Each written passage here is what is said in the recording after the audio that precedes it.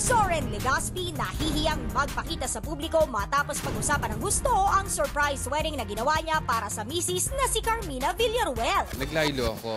I feel that ang pakiramdam ko kasi doon, parang nagkaroon kami ng launching movie ni Carmina na hindi ko na maakalain na pag-uusapan talaga ng gusto.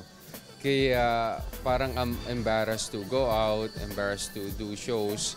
Kasi nga masyado silang na-overwhelm at saka yung the way they congratulate me, nahihiya ako. Hindi maipagkakailang pinaghandaan ng todo ng actor-director ang bonggang kasalan nila ni Carmina. Pero tila iba ang nangyari sa inaasahan ng lahat na dapat sana'y honeymoon.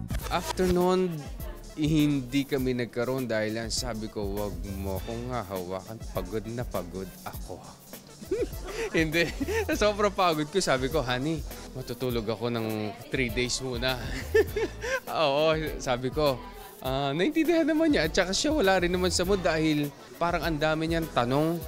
So, lagi siyang nasa cellphone. Tinatanong niya yung mga kaibigan niya kung paano na itago sa kanya.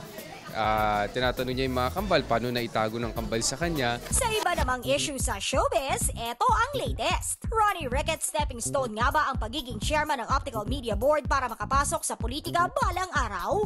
Akala nga ng mga kapatid natin Muslim, they saw me really working hard or akala nila tatakbo din ako. Sabi nila, Chairman susuportahan ka namin pagtakbo mo. Ha?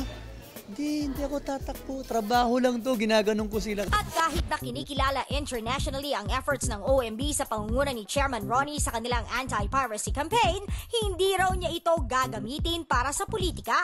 Lalo na't I made a promise to my wife, to my kids, na itong ang binigay sa atin ng gobyerno, ng ating Pangulo, industriya, nandito lang ang focus ko. Yung politics kasi hindi ko linya yan . To be honest with you, parang siguro sila na lang.